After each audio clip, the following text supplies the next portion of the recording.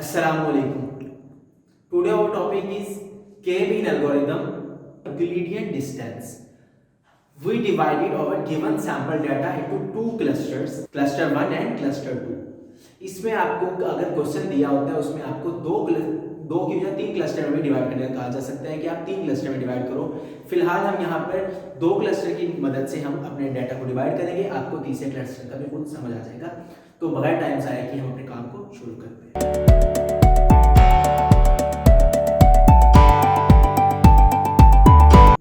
तो हमारे पास ये कुछ x की वैल्यूज है 2, 2, 8, 5 एंड 7 और कुछ y की वैल्यूज है 10, 5, 4, 8 एंड 5। यूजिंग टू क्लस्टर्स को डिवाइड करने हमें अपनी गिवन सैंपल्स डाटा को के-मीन एल्गोरिथम के थ्रू या यूक्लिडियन डिस्टेंस के थ्रू। जो यूक्लिडियन डिस्टेंस का जो फार्मूला होता है वो होता है x h माइनस h1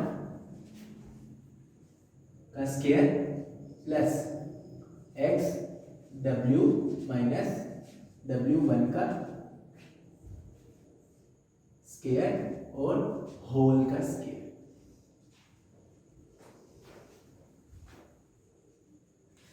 जो हमारा एक्स एच होता है वो होता है ऑब्जर्व वैल्यू।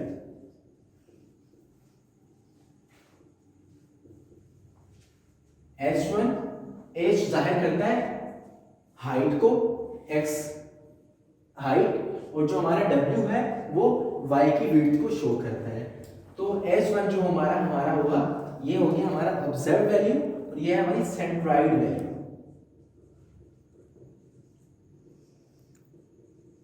इसी तरह ऑब्जर्व वैल्यू और w1 centroid value.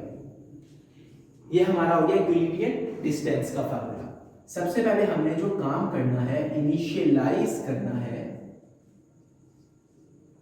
To clusters को। क्यों हमने टू क्लस्टर्स के थ्रू अपने डाटा को डिवाइड करेंगे, तो टू क्लस्टर्स को हम इनिशियलाइज करते हैं, बताते हैं हमारे पहले जो क्लस्टर्स होंगे कौन कौन से। तो मैंने दो क्लस्टर ले लिए C1 and C2।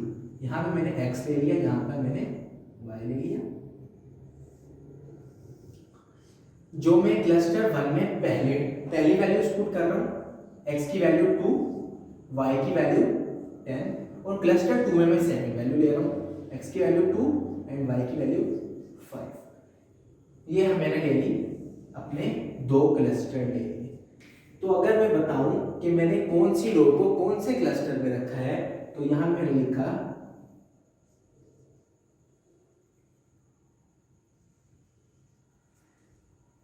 Row number 1, ये मेरा क्लस्टर 1 हो गया और ये हो गया हमारा क्लस्टर 2।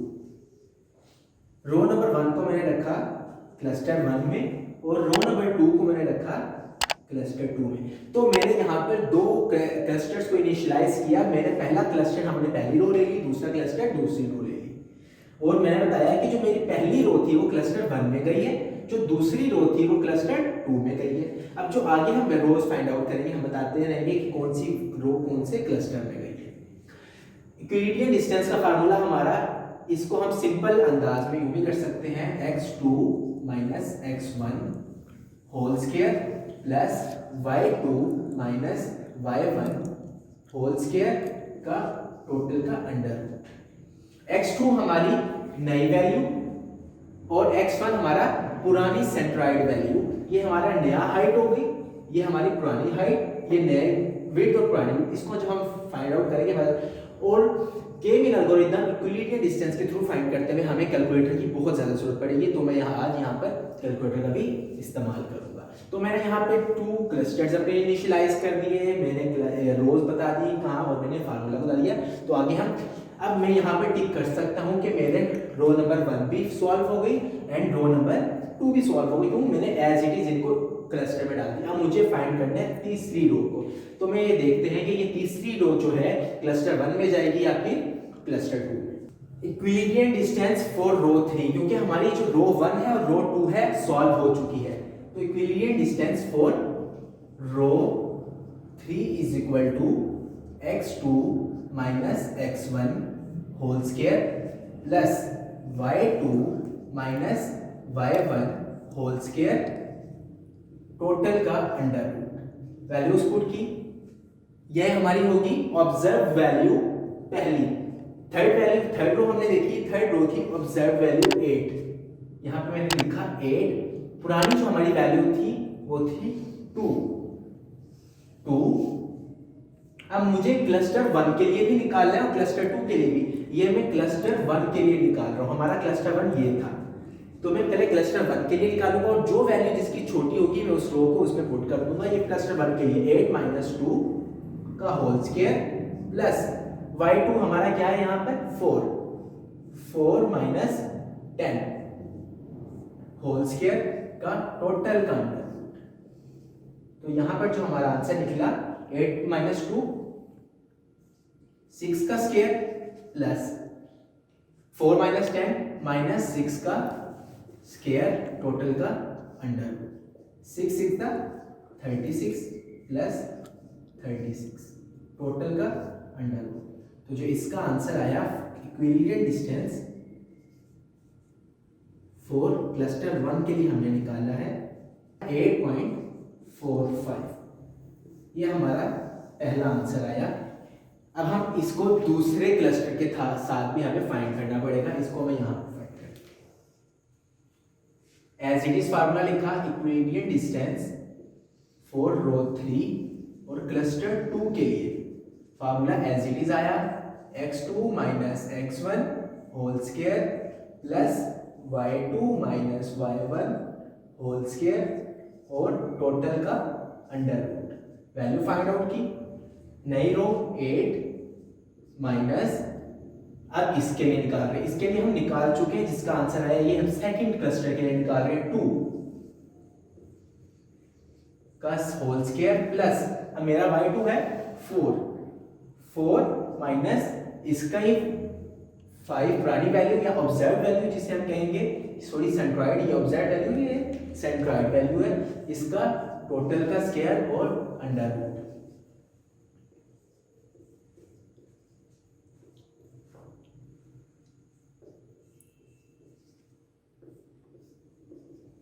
तो हमारा इक्विलिब्रियम डिस्टेंस रो 3 और क्लस्टर 2 के लिए जो आया 6.08, ये हमारा आ गया दूसरा क्लस्टर का आंसर। छोटी वैल्यू कौन सी है 8.45 या 6.8? 6.08 हमारा आंसर छोटा है। जो हमारी थर्ड रो जाएगी वो थर्ड रो हमारी जाएगी वो किस में जाएगी? क्लस्टर 2 में जाएगी, क्योंकि हमारा क्लस्टर 2 का आंसर छोटा है। तो मैंने लिखा जो मेरी थर्ड नंबर की रो है वो क्लस्टर 2 में गई।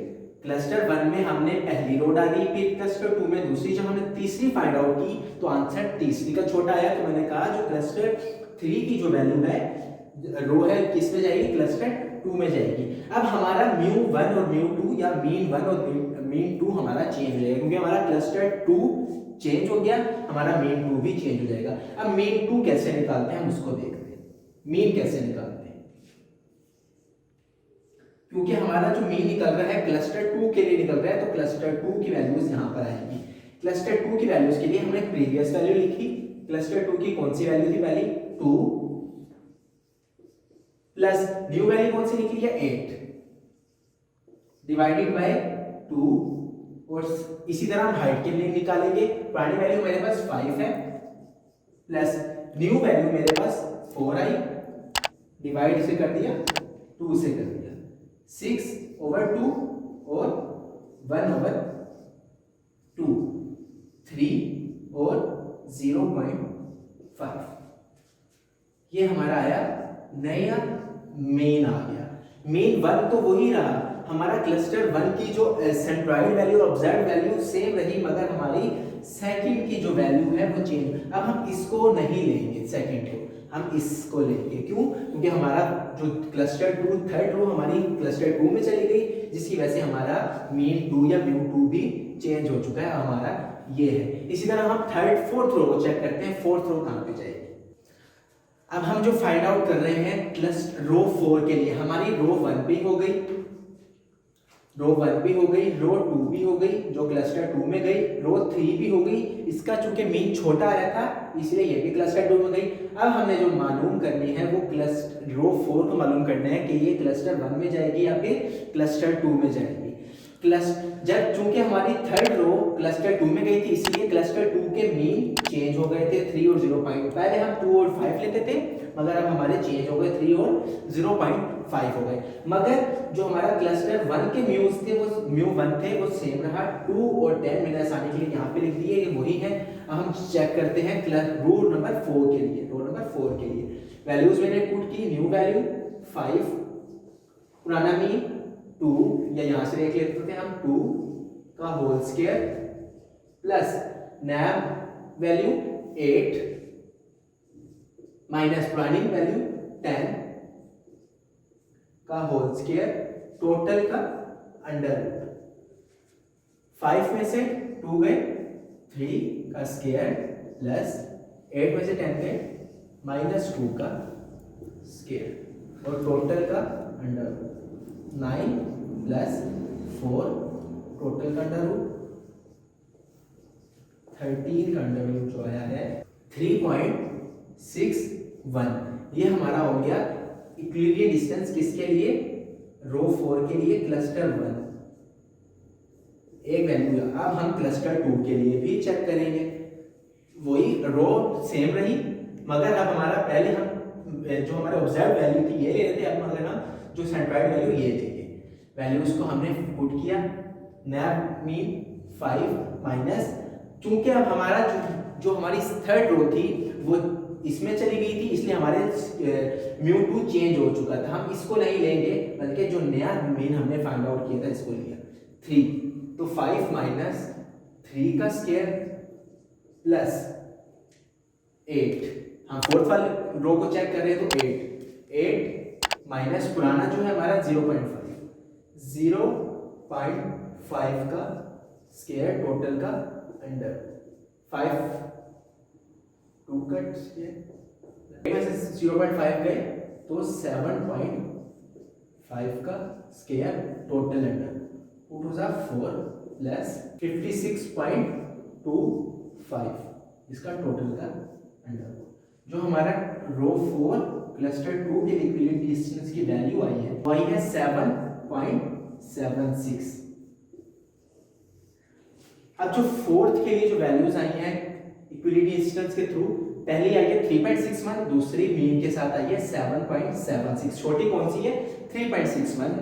जो अब जो हमारी फोर्थ रो है वो क्लस्टर 1 में जाएगी, तो मैंने लिखा जो फोर्थ रो है वो क्लस्टर 1 में आई। चूंकि अब फोर्थ रो क्लस्टर 1 में आ गई, जो हमारे μ1 है वो मुकम्मल चेंज हो जाएगा। कैसे चेंज होगा, जैसे अभी हमने चेंज किया, क्योंकि हमारा μ1 चेंज होगा तो μ1 जो चेंज होगा वो μ1 इज इक्वल टू पुराना μ2 प्लस नया μ8 सॉरी 5, 2 प्लस 5 डिवाइड बाय 2 और 10 प्लस 8 डिवाइड बाय 2।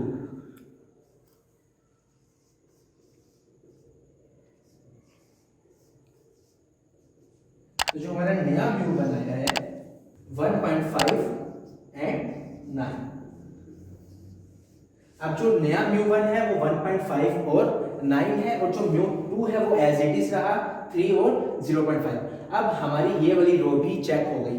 पहली रो हमने एज इट इज 1 में लिखी, दूसरी रो इनिशियलाइज किया था हमने, क्लस्टर को इनिशियलाइज किया तो सेकंड में चली गई। जब हमने थर्ड रो को कंप्यूट किया तो उसका जो सेकंड क्लस्टर के लिए वैल्यूज छोटी आई, तो हमने थर्ड रो किस में डाल दी 3 क्लस्टर 2 में डाल दी। फोर्थ के लिए हमने जो फोर्थ के लिए, क्योंकि इसका मीन छोटा आया था, क्लस्टर 2 का जो वैल्यूज छोटी आई, सॉरी क्लस्टर 1 की वैल्यू छोटी आई, तो हमारी जो फोर्थ वैल्यू थी वो किस में चली गई क्लस्टर 1 में चली गई। अब हम लास्ट रो को चेक करते हैं कि वो क्लस्टर 1 में जाएगी या 2 में जाएगी। अब जो हमने 5 आखिरी रो मालूम करनी है, क्योंकि हमारी वैल्यूज यहीं पे एंड होती हैं, तो अब रो 5 के लिए पहले मैं क्लस्टर 1 को मालूम कर लूंगा, फिर रो 5 के लिए हम क्लस्टर 2 को फाइंड आउट करेंगे। तो वैल्यूज को पुट करते हैं। नया पहले नई वैल्यू 7 माइनस μ1 की वैल्यू, क्योंकि हमारा क्लस्टर 1 है तो क्लस्टर 1 की म्यू की वैल्यू 1.5, जो कि अभी हमारी चेंज हो गई थी। क्यों चेंज हुई थी, क्योंकि हमारी जो फोर्थ रो थी वो हमारी क्लस्टर 1 के अंदर चली गई थी, और क्योंकि इसकी वैल्यू छोटी थी इसलिए इसकी वैल्यूज चेंज हो गई। 7 माइनस 1.5 का होल स्क्वायर प्लस y2 हमारा 5 और इसी का 9 का होल स्क्वायर और टोटल का अंडर रूट। उसके बाद हमने जब इसको फाइंड किया 7 5.5 का होल स्क्वायर प्लस माइनस का 4 का होल स्क्वायर और टोटल का अंडर रूट। जब 5.5 का होल स्क्वायर हमने मालूम किया और 4 का 16, तो इसका आंसर आया 30.25 प्लस 16 और टोटल का अंडर रूट। तो जो रो 5 के लिए हमारी क्लस्टर 1 की जो वैल्यू आई है 6.80, ये हमारा निकल आया क्लस्टर 1 की वैल्यू। इसी तरह हम क्लस्टर 2 की वैल्यू को फाइंड आउट करते हैं। नई वैल्यू 7 माइनस क्लस्टर 2 की value 3 whole square plus y की न्यू वैल्यू 5 माइनस y की पुरानी μ2 की वैल्यू 0.5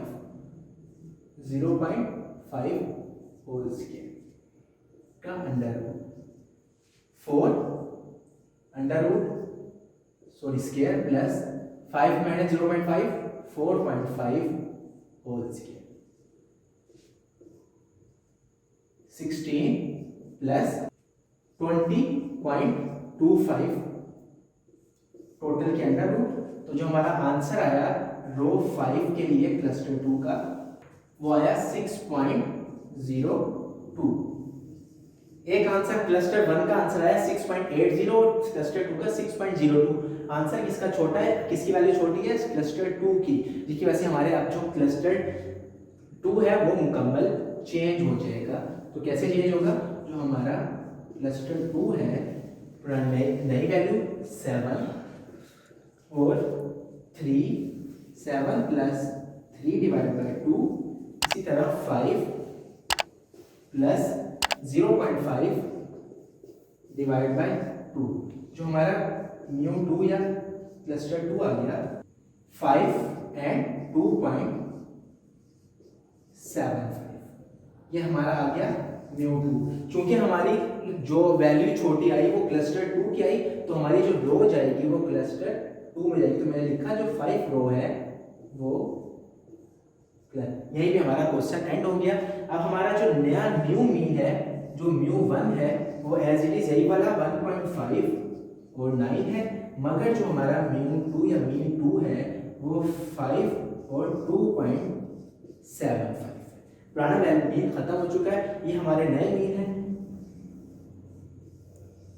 और ये हमारी रो पहली रो हमारी गई क्लस्टर 1 में और चौथी रो गई क्लस्टर 1 में, दूसरी तीसरी और पांचवी रो गई क्लस्टर 2 में। अगर हमें कहा जाता है कि 3 क्लस्टर्स में इनको डिवाइड करो, तो हम तीसरा क्लस्टर लेते और तीसरे को हम ये वाली वैल्यूज दे देते, फिर हम चौथे से फाइंड आउट करना शुरू करते। ये था हमारा total K-mean algorithm using Euclidean distance के थ्रू। हमें दिए गए, हमें कहा गया कि 2 क्लस्टर्स को डिवाइड करना है, पहली तो हमने वैल्यूज एज इट इज हमने क्लस्टर्स में लिख दी, नाइट फाइंड आउट किया। हमारा जो यूक्लिडियन डिस्टेंस का फार्मूला है वो x2 - x1 plus y2 - y1 का होल का अंडर रूट था, इसके अलग अलग स्क्वायर हमने वैल्यूज फाइंड आउट की। जहां पे हमारी वैल्यूज पहले हम क्लस्टर 1 के लिए फाइंड करते थे, फिर हम क्लस्टर 2 के लिए फाइंड करें, फिर जो वैल्यू छोटी आती थी उसको हम रो में डाल के उसका मीन्स चेंज हो गए। ये था हमारा टोटल आंसर। उम्मीद है कि आज का आपको टॉपिक पसंद आया होगा। जहां से आपको नहीं समझ आया वो आप हमें कमेंट सेक्शन में पूछ सकते हैं कि आप जहां से आपको ना समझ आया। आज के लिए अल्लाह हाफिज।